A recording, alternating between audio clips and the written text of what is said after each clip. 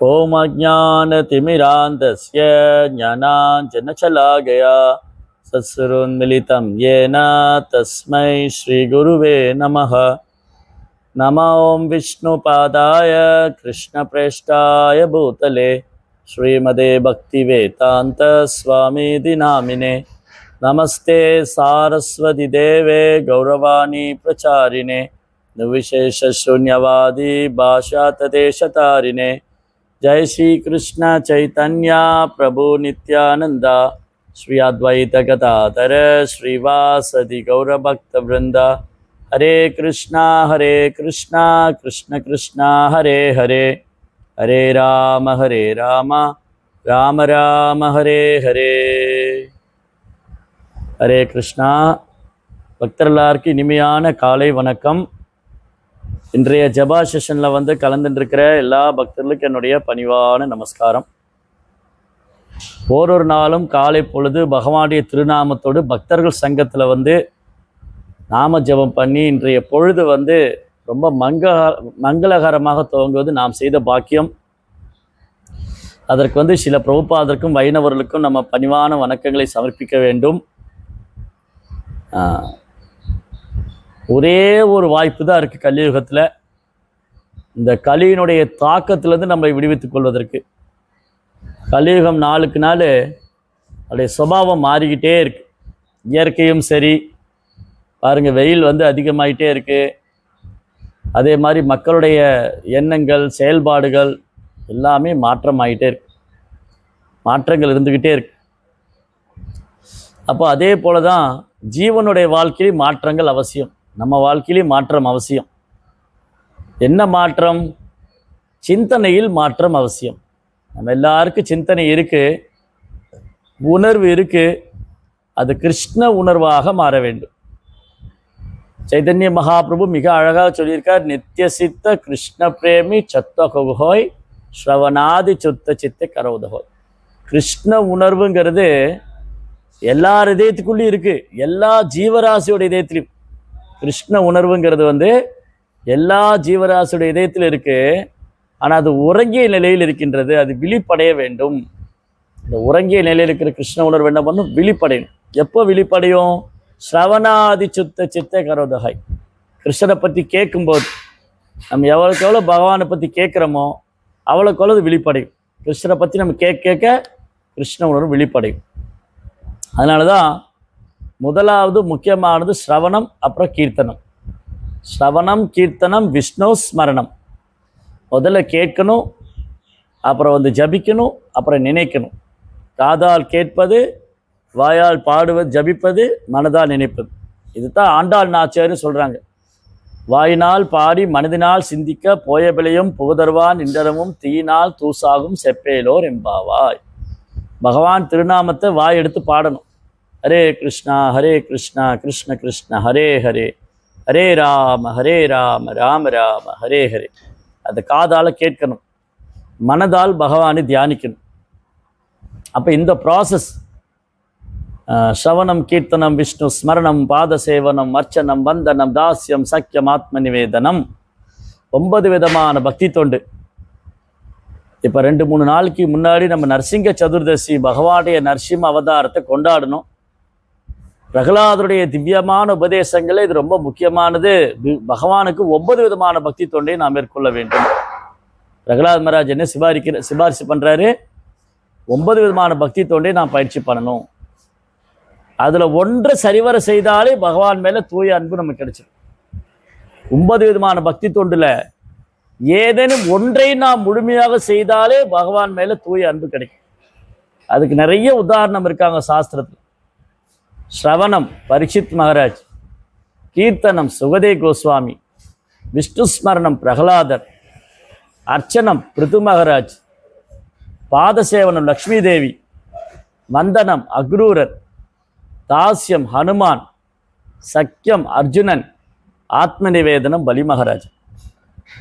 இந்த மாதிரி ஒன்னொன்னுலேயும் அதை நேர்த்தியாக பண்ணி அந்த பக்தி தொண்டில் அவங்க முழுமையாக ஈடுபட்டு பகவானை திருப்தி செய்து பகவானுடைய தாமரை திருப்பாதத்தை அடைந்திருக்கார். அப்போ 500 ஆண்டுகளுக்கு முன்பாக பகவான் கிருஷ்ணரே சைதன்ய மகாபிரபுவா இந்த பூமியில் அவதாரம் செய்த பொழுது அவரே இந்த பக்தி தொண்டு முறையை வந்து சிபாரிசுக்கிறார். ஏன்னா கலியுகத்தில் இதுதான் தர்மம். எல்லா கதவுகளும் மூடப்பட்டு விட்டது. இறைவனின் ராஜ்யத்துக்கு திரும்ப செல்ல வேண்டும். இறைவனின் ராஜ்யத்துக்கு நாம் திரும்ப செல்ல வேண்டும். எல்லா கதவுகளும் மூடப்பட்டு விட்டுருக்கு. ஒரே ஒரு கதவு தான் திறந்திருக்கு. ஹரேர் நாம ஹரேர் நாம ஹரேர் நாமைவகி கேவலம் கலோ நாஸ்தியேவ நாஸ்தியேவ நாஸ்தியேவ கதிரன்யதா. ஹரிநாமத்தை தவிர ஹரிநாமத்தை தவிர ஹரிநாமத்தை தவிர கலியுகத்தில் வேறு வழி இல்லை, வேறு வழி இல்லை, வேறு வழியே இல்லை. ஒரே வழிதான், இந்த ஒரு வழி பாதை தான். பகவானிடம் திரும்பி செல்வதற்கும் பகவானுடைய அனுகிரகத்தை பெறுவதற்கும் இதை தவிர வேறு வழி இல்லை, இதை தவிர வேறு வழி இல்லை, இதை தவிர வேறு வழியே இல்லை. 3 முறை பறைசாற்றி விட்டாச்சு சாஸ்திரம். சாஸ்திரம் என்ன பண்ணிடுச்சு? 3 முறை பறைசாற்றி விட்டது. அதனால இந்த ஹரிநாமத்தை தான் கொடுக்கணும் கலியுகத்தில். கலியுகத்தில் மக்களுக்கான ஒரே வாய்ப்பு ஹரிநாம ஜபம். பகவான் கலியுகத்தில் நாம ரூபத்தில், கலிகாலே நாம ரூபே கிருஷ்ண அவதாரி. பகவான் கலியுகத்தில் நாம ரூபத்தில் அவதரிச்சிருக்கார். அப்புறம் பாகவதத்தில் சப்த பிரம்மமா இருக்கார். அப்புறம் பகவானே பக்தனாக அவதாரம் செய்தார் சைத்தன்ய மகாபிரபு. கிருஷ்ணவர்ணம் துஷா கிருஷ்ணம் சாங்க உபாங்க அஸ்தரம் யஜ்யம் சங்கீர்த்தன பிராய யஜேதிகி சுமேதசர். கிருஷ்ணர் தான், ஆனால் கருப்பு இல்லை. தங்கத்தை உருக்கி காய்ச்சிய பொன்னிறம். கிருஷ்ணவர்ணம் துஷா சாங்க உபாங்க அஸ்தரம். தன் அங்கங்களோடும் அங்கத்தின் அங்கங்களோடும் அஸ்திரங்களோடும் பரிவாரங்களோடும் தோன்றினார். அப்போ பகவான் கிருஷ்ணர் சைத்தன்ய மகாபிரபுவா இந்த பூமியில் வந்த பொழுது மகாவிஷ்ணு அத்வைதராக அவதாரம் செய்தார். நம்ம ஒரு சத்சங்கத்தில் கூட மகாவிஷ்ணு, அதாவது அத்வைத பிரபுடைய கதைகளை பற்றிலாம் பேசணும். அத்வைத பிரபுடைய மனைவி பேர் வந்து சீதா தாக்கூராணி. அத்வைத பிரபுடைய மனைவி பேர் வந்து சீதா தாக்கூராணி. இந்த சீதா தாக்கூர் ராணி யார் அப்படின்னு சொன்னால், அவங்க வந்து யோகமாயை. யோகமாயைங்கிறது பகவானுடைய சக்தி. யோகமாயை அவங்க சக்தி தத்துவம். ஸ்ரீ பூ நீலா 3 சக்தி இருக்குது பகவான்கிட்ட. ஸ்ரீ சக்தி, பூசக்தி, நீலா சக்தி. அப்போது பகவான் கிருஷ்ணர் சைதன்ய மகாபிரபு அவதாரம் செய்த பொழுது சைதன்ய லீலையில் பகவானுக்கு உதவி செய்வதற்காக மகாவிஷ்ணு அத்வைத ஆச்சாரியனாக தோன்றினார். அப்போ யோகமாயை வந்து என்னவா தோன்றினாங்க? சீதா தாக்கூராணி, அத்வைதருடைய மனைவி. யோகமாயை 2 செயல் பண்ணுவாங்க. பக்தர்களுக்கு அனுகிரகம் பண்ணுவாங்க யோகமாயா இருக்கும்போது. மாயாசக்தி வந்து என்ன பண்ணுவாங்க? மாயாசக்தி பக்தர்கள்ட்ட வரமாட்டாங்க. யாரெல்லாம் பக்தி பாதை மேற்கொள்கிறாங்களோ அவங்கள மாயை நெருங்க முடியாது. பக்தியில் யார் உறுதியாக சாதனா வந்து அப்படி கரெக்டாக பண்ணி அதிகாலையில் எழுந்திரிச்சு 16 மாலை ஜபம் செஞ்சு, குறைந்தபட்சம் 16 மாலை, அப்புறம் பாகவதம் படிக்கிறது, பாகவதம் கேட்கறது, அப்படி கிருஷ்ண உணர்வுலேயே இருக்கிறவங்ககிட்ட மாயை வந்து எந்த மாயை வந்து செயல்படுனா யோக மாயை மேற்பார்வையாளர். நம்ம கிருஷ்ண உணர்வுலேயே இருந்தோம்னா யோக மாயையுடைய மேற்பார்வையில் இருப்போம். கிருஷ்ண உணர்வு சற்று விலகிட்டோ மகாமாயை பிடிச்சு. இந்த ஜட உலகம் வந்து மகாமாயுடைய மேற்பார்வையில். மகாமாயை மாயாகி யஸ்ய ஜகதண்ட சதா நிசூதே திரைகுண்ய தத் விஷய வேத விதாயமானா சத்வாவலம்பி பரசத்வம் விசுத்த சத்வம் கோவிந்தமாதி புருஷம் தமகம் பஜாமி. இந்த ஜட உலகம் கிருஷ்ணாவுடைய மகாமாயை சக்தியில் இருக்கு. அப்போ ஒரே சக்தி தான் 2ஆக செயல்படும். கரண்ட் இருக்கு இல்லையா? கரண்ட்டு கம்பியிலேருந்து கரண்ட் வருது. அது ரெஃப்ரிஜிரேட்டருக்குள்ளே போனால் கூலிங் பண்ணி கொடுக்குது, ஓவனில் போனால் ஹீட் பண்ணி தருது.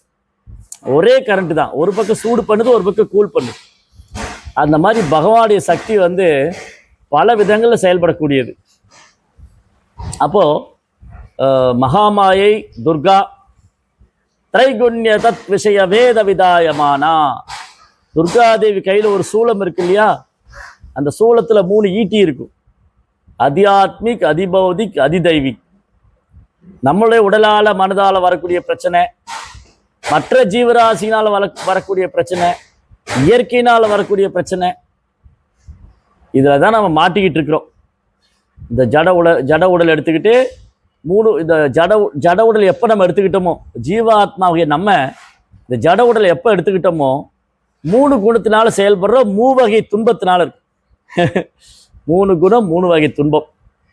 அப்போ இதுலேருந்து வெளியில் வரணும் அப்படின்னா மகாமாயோடைய பிடியிலேருந்து யோகமாயோடைய மேற்பார்வைக்கு வரணும். அப்படின்னா என்ன பண்ணணும்?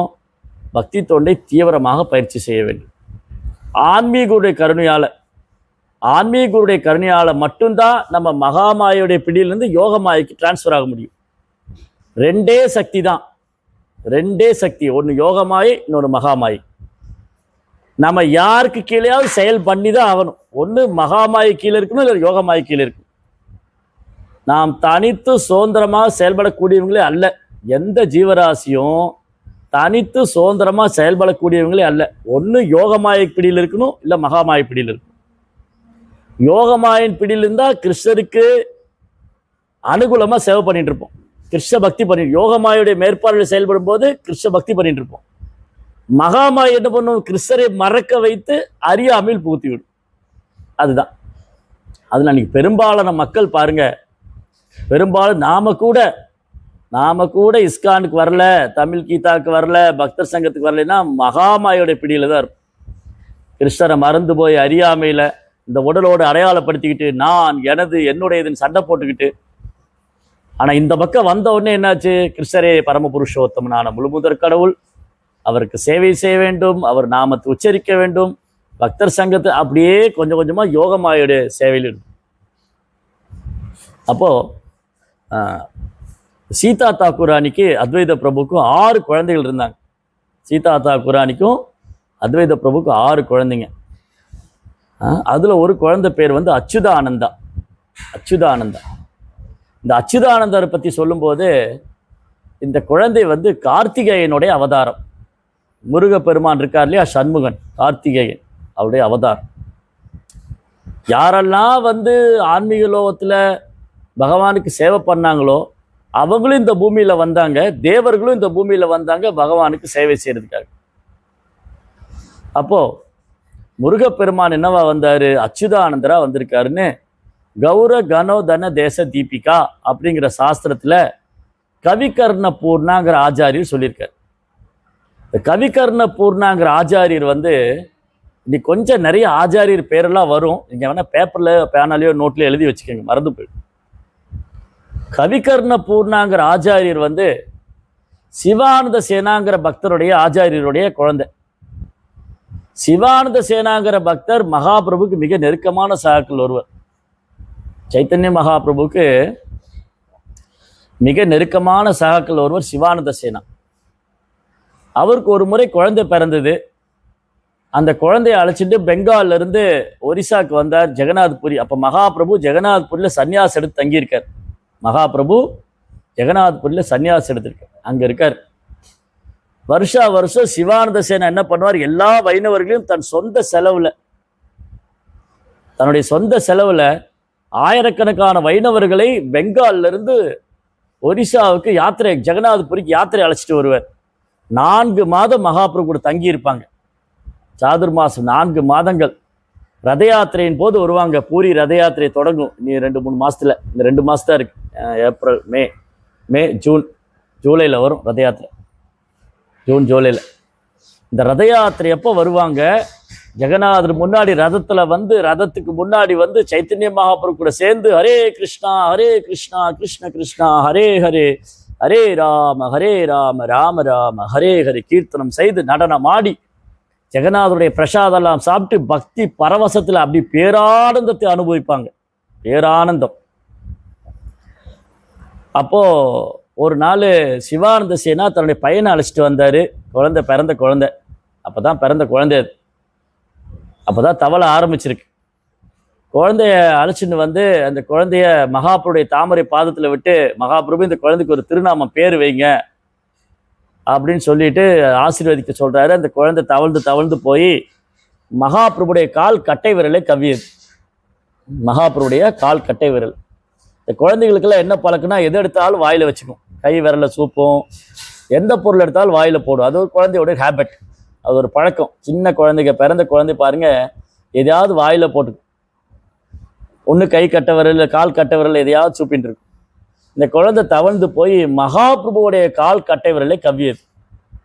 அதுலேருந்து பால் சுரந்தது. இன்னும் ஒரு அதிசயம், அந்த பாலை பருகி அந்த குழந்தை பெரும் பண்டிதனாய், அந்த குழந்தைக்கு மகாபிரபு காமிச்சு கொடுத்தாரு, என்னுடைய இந்த சைத்தன்ய லீலையில யாரெல்லாம் வந்திருக்கிறாங்க, ஆன்மீக லோகத்திலிருந்து தேவலோகத்திலிருந்து யாரெல்லாம் வந்திருக்கிறாங்க. இந்த சைத்தன்ய மகாபிரபு லீலையில 500 ஆண்டுக்கு முன்னாடி இந்த பூமியில மகாபிரபு வந்தப்போ யாரெல்லாம் அவர் கூட வந்திருக்காங்கிறத, ஆன்மீக லோகத்திலிருந்து யாரெல்லாம் வந்திருக்கிறாங்க, என்னென்ன கோபர்கள் என்னென்னவா ஆச்சாரியரா வந்திருக்காங்க, எந்தெந்த கோபிகள் என்னென்ன ஆச்சாரியரா வந்திருக்கிறாங்க, தேவர்கள்லாம் என்னவா இங்கே அவதாரம் பண்ணி எல்லாத்தையுமே காமிச்சு கொடுத்துட்டார் மகாபிரபு. காரணமற்ற கருணை. அவர் என்ன பண்ணார், அந்த குழந்தை பிற்காலத்தில் அது ஒரு புத்தகமாக எழுதினார். சைத்தன்ய மகாபிரபுல இருக்கிறவங்களாம் சாதாரண நபர் கிடையாது. முதல்ல சைதன்ய மகாபிரபு சாதாரண நபர் கிடையாது.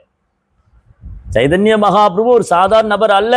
அவர் பரமபுருஷோத்தமனான முழுமுதற் கடவுள்.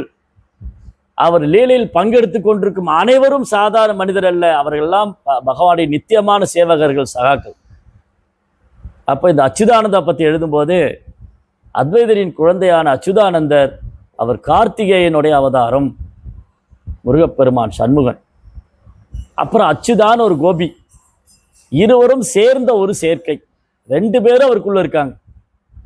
அச்சுதாங்கிற கோபியோடைய பாவம் உண்டு, கார்த்திகேயன் ஸ்கந்தனுடைய பாவம் உண்டு.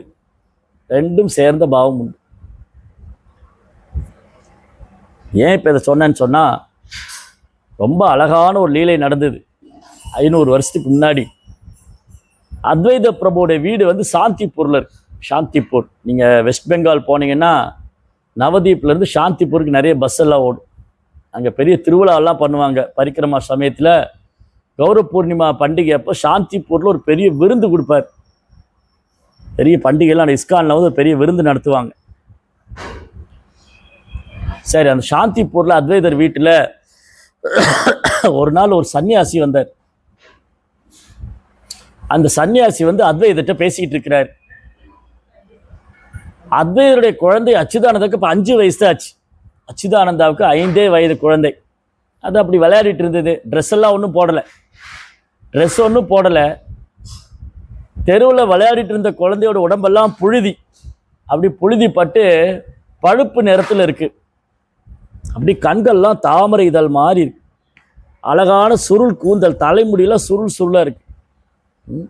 முருகப்பெருமானால அழகு தானே. எப்படி கிருஷ்ணர் மிக அழகோ அது மாதிரி முருகனும் அழகு. இந்த குழந்தைகள்னு சொல்லும்போது சிவபெருமான நம்ம குழந்தையா எங்கேயும் பார்த்ததில்லை. சாஸ்திரத்தில் பார்வதி தேவி கூட குழந்தையா பார்த்ததில்லை. ஆனால் முருகப்பெருமானை குழந்தையா பார்த்தது. 6 குழந்தை சண்முகன். அப்போ முருகப்பெருமானும் அழகுதான். 6 குழந்தை. இந்த குழந்தை பாலகன், பாலகன், குமரன், திருக்குமரன், பாலகன், பாலன், பாலகுமாரன், இந்த மாதிரிலாம் பேர் வைப்பாங்க. அந்த முருகப்பெருமான் வந்து அச்சுதானந்தரா வந்திருக்காரு. அப்படி சூரியனை போல பிரகாசிக்கிறார். அப்படி கண்கள்லாம் தாமரை இதழ் மாதிரி. அந்த குழந்தை விளையாடிட்டு இருக்கும்போது, அப்போதான் விளையாடிட்டு அந்த குழந்தை வீட்டுக்கு வருது. ட்ரெஸ் எல்லாம் ஒன்றும் போடல, திக்குகளை தான் ஆடையாக போட்டிருக்கு. 5 வயசு குழந்தை தானே. 5 வயசு குழந்தைக்கு என்ன ஒன்றும் கிடையாது. அப்போ 2 பேர் பேசிட்டு இருக்காங்க. அந்த சன்னியாசி வந்து அத்வைத ஆச்சார்ட்ட கேட்குறாரு, சைதன்ய மகாபிரபு இருக்கார் இல்லையா, சன்னியாசி எடுத்தாரு, அவருடைய குரு யாரு? சைதன்ய மகாபிரபு சன்னியாசி எடுத்தார் இல்லையா, அவருடைய குரு யாரு, யார்கிட்ட சன்னியாசி எடுத்தாரு அப்படின்னு கேட்கும்போது, யாரு இந்த சன்னியாசி கேட்குறார், யார்கிட்ட? அத்வைத ஆச்சாரிட்ட. இந்த சன்னியாசி வந்து அத்வைத ஆச்சார்ட்ட கேட்குறாரு, சைத்தன்ய மகாபிரபு கௌரங்கர் மகாபிரபு சன்னியாசி எடுத்துக்கிட்டாரு, அவர் யார்கிட்ட சன்னியாசி எடுத்தார், அவருடைய குரு யாரு அப்படின்னு கேட்கும்போது அத்வைதர் சொல்றாரு, அவருடைய குரு வந்து கேசவ பாரதி. கேசவ பாரதிங்கிறவர் வந்து மகாபிரபு சன்னியாசம் எடுத்துக்கிட்டார் அப்படின்னு சொன்ன உடனே இந்த குழந்தை அப்படி வந்துட்டு குழந்தை ஓடி வந்து, அப்படிலாம் கிடையாது, அவர் ஒன்றும் சன்னியாசியெல்லாம் கிடையாது. யார் சொன்னா அவர் சன்னியாசின்னு? சைதன்ய மகாபிரபு பரமபுருஷோத்தமனால முழுமுதற் கடவுள். என்ன நீங்க தப்பா சொல்றீங்க? நீங்க அப்படியே அந்த குழந்தை பேச ஆரம்பிச்சிட்டார். 2 பேருக்கும் ஒரே ஆச்சரியம். அந்த சன்னியாசிக்கும் ஆச்சரியம், அத்வைதருக்கு பேர் அதிர்ச்சி. அத்வைதர் அப்படி ஆச்சரியத்தில் பார்க்குற, இந்த குழந்தைக்கு 5 வயசு தான் ஆச்சு, ஆனால் என்ன அழகாக பதில் உரைக்கிறது. சைதன்ய மகாபிரபு பரமபுருஷோத்தமனான முழுமுதற் கடவுள். அவர் பிராமண சமுதாயத்தை சேர்ந்தவர் அல்ல, அவர் சன்னியாசி கிடையாது, அவர் பரம சத்தியம், இதற்கெல்லாம் அப்பாற்பட்டவர் அவர் அப்படின்னு சொல்லிட்டு ஓடிட்டார். அத்வைதருடைய கண்ணிலிருந்து அப்படி கண்ணீர் வந்தது. என் குழந்தைக்கு இவ்வளோ பெரிய சித்தாந்தம் தெரிந்திருக்கின்றது. இன்னும் ஒரு ஆனந்த கண்ணீர். என் குழந்தைக்கு மகாபிரபு யாரு நான் சொல்லிட்டேன், அவர் ஒரு சன்னியாசின்னு சொல்லிட்டேன். இந்த சன்னியாசிட்ட மகாபிரபு ஒரு சன்னியாசி, அவர் கேசவ பாரதிட்ட அவர் வந்து கேசவ பாரதிட்ட சன்னியாச தீட்சை வாங்கினாரு, அவருடைய குரு வந்து கேசவ பாரதின்னு சொல்லிட்டேன், சன்னியாச குரு.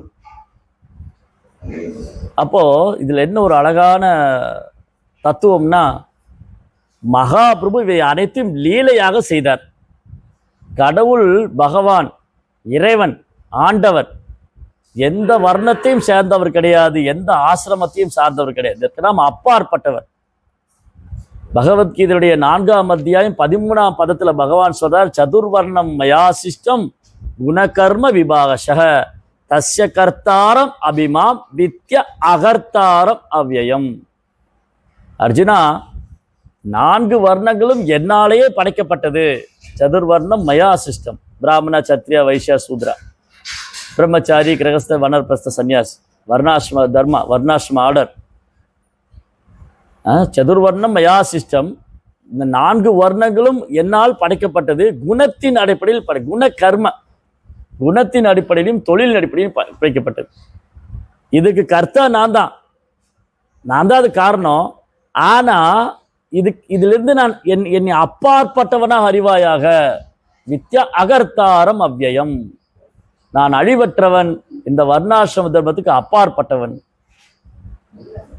அதனால பகவான் இந்த பூமியில தோன்றும் போது ஒரு மனித ரூபத்துல, ஒரு சத்திரிய குலத்துல, இல்ல ஒரு பிராமண குலத்துல தோன்றார், ஒரு சன்னியாசி எடுத்துக்கிறார், இதெல்லாம் ஒரு லீலையாக செய்கிறார். அவர் இதற்கெல்லாம் அப்பாற்பட்டவராக இருக்கிறார். அதனால கிருஷ்ணர் வந்து பரமபுருஷோத்தமனான முழுமுதற் கடவுள். சைத்தன்ய மகாபிரபு பரமபுருஷோத்தமனான முழுமுதற் கடவுள். அவர் இந்த பூமியில வந்து ஒரு பக்தனுடைய ரூபத்தை ஏற்றுக்கொண்டார், பக்தனுடைய கதாபாத்திரத்தை ஏற்று நடித்து கொண்டிருந்தார். பகவானே பக்தனாக நடித்து கொண்டிருந்தார். எப்படி பக்தி பண்ணணும்னு காமிக்கிறதுக்காக. அவர்கிட்ட தான் எல்லாரும் பக்தி பண்ணணும், நம்ம எல்லாரும் அவருக்கு பக்தி பண்ணணும். அவரே பக்தனா வந்து எப்படி பண்ணணும்னு காமிச்சு கொடுக்கிறார். எப்படி பாகவத் தர்மத்தை பின்பற்ற வேண்டும், எப்படி பகவான் நாமத்தை உச்சரிக்க வேண்டும். வருடம் தவறாம அத்வைத பிரபு வந்து எல்லா வைணவர்களோட சிவானந்த சேனர் கூட எங்க வந்துருவாங்க, ஜெகநாத பூரி வந்துருவாங்க. 4 மாதம் மகாபிரபு தங்கி இருப்பாங்க. ரத யாத்திரையின் போது 6 குழுக்களாக பிரிந்து நடனம் ஆடுவாங்க. ஸ்ரீவாஸ் தாக்கூர் ஒரு குழுவில், ஹரிதாஸ் தாக்கூர் ஒரு குழுவில், அப்புறம் வந்து நித்யானந்த பிரபு, அத்வைதர், கதாதர், இவங்க எல்லாம் ஒரு குழு, 6 குழு இருக்கு.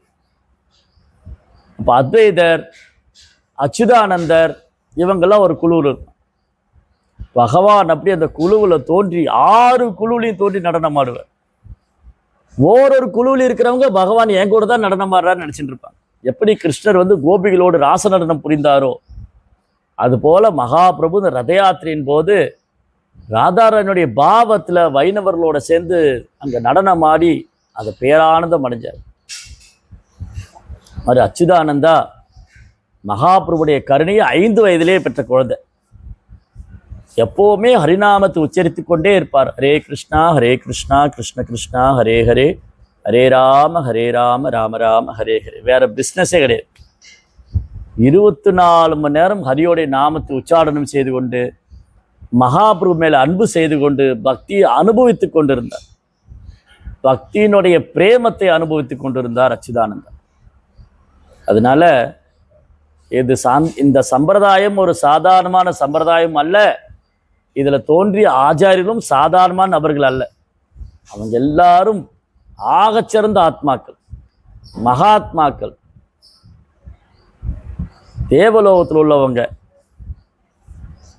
கந்தர்வ லோகத்தில் உள்ளவங்க, ஆன்மீக லோகத்தில் உள்ளவங்க, எவ்வளோ பேர், ஆயிரக்கணக்கான, கோடிக்கணக்கான, லட்சக்கணக்கான பேர் மகாபிரபுக்கு சேவை செய்தார் பகவான் இந்த பூமியில் இருந்தது. அப்போ நமக்கு பாக்கியம் கிடைச்சிருக்கு. சைதன்ய மகாபிரபு அவதாரம் செய்து வெறும் 500 ஆண்டுகள் தான் இருக்கு. பிரபுபாதர் சமீபத்தில் தான் மறைந்தார். பிரபுபாவுடைய காலத்தில் நம்ம அவருடைய சீடர்கள் காலத்தில் இருக்கிறோம். இன்றைக்கி நமக்கு நிறைய வாய்ப்பு இருக்குது. பிரபுபாவுடைய சீடர்கள், குருமார்கள் இருக்காங்க. அவங்க சங்கத்தில் வந்து சைதன்ய மகாபுடைய போதனைகளை கேட்டு பகவானுடைய சைதன்யனுடைய நாம ரூப குணாதிசயங்களை பாடி அதை அனுபவிக்க வேண்டும். அந்த பக்தியினுடைய பரவசத்தை நாம் அனுபவிக்க வேண்டும். அதனால் ஹரே கிருஷ்ணா மகாமந்திரம் கோலோகேர பிரேமதான ஹரிநாம சங்கீர்த்தனம். ஹரிநாம சங்கீர்த்தனம் கோலோகத்தில் இருக்கும் பிரேமத்தை தரக்கூடியது. அந்த பிரேமத்துக்காக தான் தேவி தேவர்கள் எல்லாம் ஏங்கிக் கொண்டும் காத்து கொண்டும் இருக்கிறார்கள். எங்களுக்கு அது கிடைச்சிடாதா? பாருங்க, நாரதருடைய சாபத்தினால நலகுபேரனும் மணிக்கிரீவனுக்கும் அந்த பாக்கியம் கிடைச்சது. சாபத்தினாலே கிடைச்சது. அப்ப அது வரம் தான், சாபம் அல்ல. ததா குபேராத்மஜோ பக்த மூர்த்த ஜயத்வ தயா மோக்ஷிதோ பக்தி பாஜகிருத்தௌச்ச ததா பிரேம பக்திம் ஸ்வ காமே பிரேயச்ச நமோக்ஷே கிரகோமேஸ்தி தாமோதரேகா. ஓ தாமோதரா, உங்க பக்தர் நாரதருடைய கருணையால குபேரனின் 2 பசங்களுக்கு பிரேமம் கிடைச்சது. அவங்க மர உடலேருந்து விடுபட்டு உங்க மேல தூய அன்பு அடைஞ்சு அவங்க திரும்பி போனாங்க. அந்த பிரேம பக்தி எங்களுக்கும் கொடுங்க, அதற்காகவே நாங்கள் காத்திருக்கிறோம், வேறு வரங்களை ஒன்றும் வேண்டாம். அதனால இந்த மனித வாழ்க்கையின் ஒரே குறிக்கோள் கிருஷ்ணரை அடைவது, கிருஷ்ணர் மேல தூய அன்பு அடைவது. அது ஹரிநாமத்தில் இருக்கு, அது ஆச்சாரியனுடைய அனுகிரகத்தில் இருக்கு, வைணவருடைய அனுகிரகத்தில் இருக்கு. ஹரி குரு வைஷ்ணவருக்கு சேவை செய்து ஹரிநாமத்தை வலுவாக பற்றி கொள்வையுமே ஆனால் நாம் அந்த பேரானந்தத்தை நாமளும் அனுபவிக்கலாம். ஹரே கிருஷ்ணா. ஜெய் ஸ்ரீல பிரபுபாத் கி.